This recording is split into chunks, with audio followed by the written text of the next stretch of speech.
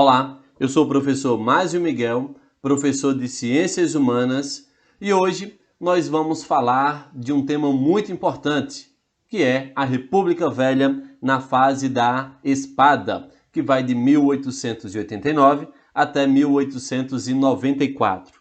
Para começarmos, sabemos que a Primeira República, a sua divisão histórica é da seguinte maneira: nós temos a República da Espada, configurando Deodoro da Fonseca e Floriano Peixoto, e temos 11 presidentes que vai compor a República Oligárquica, dando início com Prudente de Moraes, na sequência Campos Sales, e assim sucessivamente vai aparecer a formatação do café com leite. Aqui darei destaque à palavra oligarquia, que se refere-se a grupos que usam do poder em benefício próprio. Vamos falar então de duas figuras importantes nesse vídeo, que é o Deodoro da Fonseca e o Floriano Peixoto. Sobre a figura de Deodoro, o primeiro governo da recém-instalada República apresentou um caráter provisório, ou seja, foi estabelecido para resolver os primeiros e mais urgentes problemas criados pela proclamação e dirigir o país até que pelo menos fosse redigida a Constituição. O próprio grupo dos cafeicultores devia-se apoiar o presidente por este caráter. As medidas urgentes utilizadas foram extinção das instituições imperiais, com destaque para a Constituição de 1824 e a vitaliciedade do Senado, bem como o Conselho de Estado, Poder Legislativo Imperial, Provincial, Municipal e assim por diante. Tivemos também o banimento da família real do Brasil. Um terceiro ponto seria a separação entre Estado e Igreja. Você deve lembrar que no Brasil Império nós temos uma religião oficial. O quarto tópico seria uma grande naturalidade, isto é, oferecer a cidadania brasileira a todos os estrangeiros residentes no Brasil. Você deve lembrar que nesse período ocorreu uma grande massa de imigrantes para o Brasil. E o quinto tópico seria uma convocação de eleição para uma Assembleia Constituinte que deveria ser realizada em setembro de 1890. A partir daqui, a gente vai ter alguns pontos importantes para dar destaque.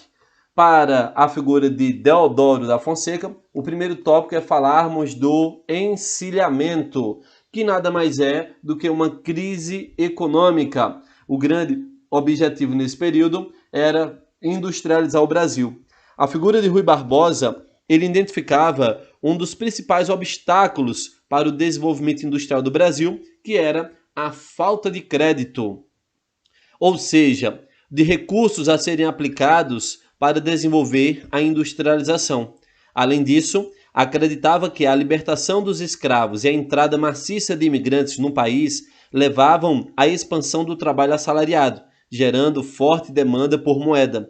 A solução para esses dois problemas encontrava-se, segundo Rui Barbosa, na emissão pura e simples de papel moeda. Para isso, ele teve a seguinte ideia: a aplicação do plano seria, primeiro, concedeu aos bancos privados o direito de emitir moedas. Segundo, facilitou a abertura de empresas vendendo suas ações na Bolsa de Valores. E o terceiro, criou novas taxas alfandegárias para dificultar a entrada de produtos estrangeiros. Neste caso, sabemos que vai aparecer as empresas fantasmas. Muitas pessoas fizeram empréstimos e abriram essas empresas fantasmas, vendendo suas ações na Bolsa de Valores. Como na prática as empresas não existiam, os benefícios econômicos pretendidos, tais como geração de emprego, não aconteceram. Foi uma maneira que a população encontrou para ter acesso a dinheiro fácil. Como consequência disso, podemos falar do aumento da inflação, a especulação financeira e, claro, uma crise econômica. A partir daí, a gente tem que pensar por que o termo encilhamento. Pessoal, o nome vem do local onde se preparava o cavalo antes das corridas. Nesse caso, observe que a imagem está muito semelhante a isso, preparando os empresários para uma determinada corrida. Acaba então utilizando essa ideia para falar da agitação da Bolsa de Valores. onde se negociavam ações de empresas recém-criadas ou mesmo prestes a serem formadas. A especulação desenfreada gerou a ocasional aparecimento dessas firmas fantasmas só no papel. E nesse caso, a inflação aumentou, muitas empresas nem abriram e já declararam falência e os preços dispararam dessa maneira. Pois então, esse aí vai ser o primeiro fator de analisarmos o Deodoro da Fonseca. O segundo tópico que temos que apontar sobre ele é falar da nossa Constituição, que teve como aspecto principal o apoio dos Estados Unidos. Tivemos aí uma influência direta nos Estados Unidos para criar essa Constituição. O nosso primeiro aspecto relacionado a ela, podemos falar de 3 poderes, isto é, o Executivo, o Legislativo e o Judiciário. Outra formatação que nós temos vai ser o critério de federalismo, isto é, o Brasil transformava-se em uma república federativa com um governo central e 20 estados-membros. Cada estado teria grande dose de autonomia, podendo, por exemplo, contrair empréstimos no exterior sem custar o governo federal e manter forças armadas próprias. Neste caso, você pode observar aí, empréstimo no exterior e polícia militar. Outro ponto importante seria a separação entre Estado e Igreja. A partir de agora nós temos registro civil, casamento civil, libertação de culto e secularização dos cemitérios. Esse critério vai se dar por causa de você separar a questão fúnebre da religião. Pois então, temos aí também outro critério muito importante dessa Constituição, que é a questão do voto. Observe que o voto era aberto para homens acima de 21 anos e alfabetizados, estando excluídos do jogo eleitoral mulheres, analfabetos, mendigos, menores de 21 anos, padres e soldados. Um terceiro ponto a falarmos de Deodoro da Fonseca seria relacionado à primeira revolta armada. Pessoal, nós sabemos que o governo de Deodoro ele foi muito conturbado, ele era extremamente autoritário e ele não conseguia dialogar com o Congresso Nacional. Os representantes dos cafeicultores impediam as ações do governo, fazendo forte oposição. Na impossibilidade de governar, o Deodoro, com apenas 8 meses de mandato, decidiu fechar o Congresso, prender seus principais líderes e decretar estado de sítio.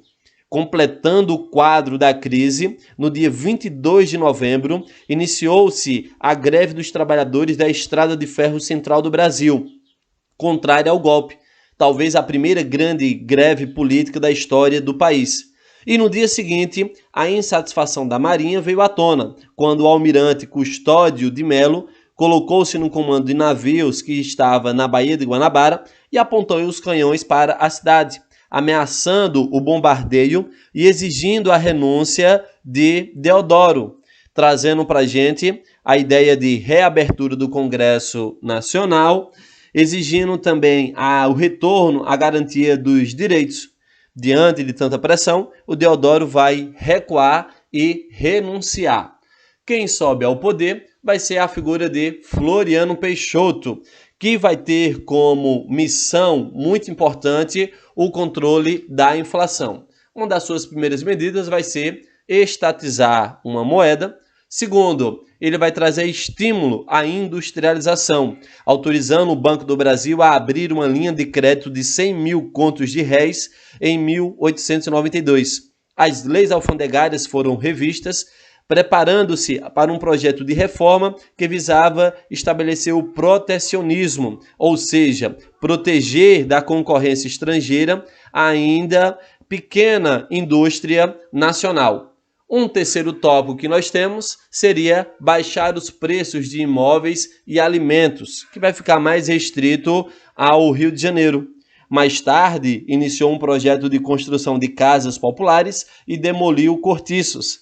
Além disso, suspendeu a cobrança de impostos sobre a carne vendida no varejo, provocando uma queda no preço do produto e para evitar qualquer tipo de especulação, através do prefeito nomeado no Rio de Janeiro, o Barata Ribeiro, combateu violentamente os intermediários. todas as medidas estavam restritas ao Rio de Janeiro, fazendo com que a figura do presidente fosse, ao mesmo tempo, muito querida junto aos setores populares da capital federal e quase que um estranho no resto do Brasil. Um segundo tópico muito importante de Floriano Peixoto seríamos falar da Revolução Federalista. Nesse caso, foi uma guerra civil no Rio Grande do Sul para libertar o Estado da tirania de Júlio de Castilhos, que era uma figura muito importante que estava no poder. Nesse caso, temos a seguinte ideia. Os líderes desses grupos seriam o Gaspar Silveira Martins para a oposição e o Júlio de Castilhos, que estava no poder. O apelido que cada grupo recebe vai ser Maragatos para o grupo de oposição e Pica-Paus para o governo. A política dos grupos vai ser federalistas e republicanos. A oposição vai ganhar o apoio da Marinha, enquanto que o governo vai ganhar o apoio do Exército. E temos também o projeto de autonomia no Rio Grande do Sul, enquanto que o governo desejava uma centralização do poder. Ao passo em que nós temos aí uma simbologia para cada um. Na oposição, temos um lenço vermelho e para o governo, um lenço branco. Você deve perceber que o Partido Federalista ele desejava implantar o parlamentarismo, a autonomia dos estados federativos e trazer a renúncia de Floriano. As batalhas se estenderam do Rio Grande do Sul para outros estados, a exemplo de Santa Catarina e Paraná. E nesse caso, sabemos que essa guerra vai se expandir e vai ganhar outro contorno quando a Marinha acaba aderindo ao movimento, o que vai ser chamado de Segunda Revolta da Armada. Mesmo assim, o grupo vitorioso vai ser o do governo. Como você pode observar, o Júlio de Castilhos vai ganhar. Para a gente fazer um gancho, a Revolta Federalista vai trazer para a briga a formatação da Segunda Revolta Armada. Nós sabemos que a Marinha vai defender o grupo dos federalistas e eles vão apontar os navios para o Rio de Janeiro, exigindo que Floriano renuncie ao cargo, o que vai fazer com que ele não aceite isso, resista e ataque o governo. Contando com a sua popularidade, formaram-se vários grupos de batalhões de voluntários na cidade, com o objetivo de guarnecer as praias e impedir o desembarque dos rebeldes. O Marechal de Ferro, como Floriano Peixoto era conhecido, encomendou às pressas novos navios de guerra, principalmente dos Estados Unidos, enquanto continuava os combates. Esse caso, sabemos que no Rio de Janeiro, os navios de guerra recém-adquiridos por Floriano Peixoto formaram uma esquadra muito poderosa, derrotando os últimos navios que ainda resistiam na Baía de Guanabara, levando à rendição dos rebeldes em 10 de março de 1894. Era o fracasso das revoltas e garantia da continuidade de Floriano. Queria governar até o último de seu dia de mandato.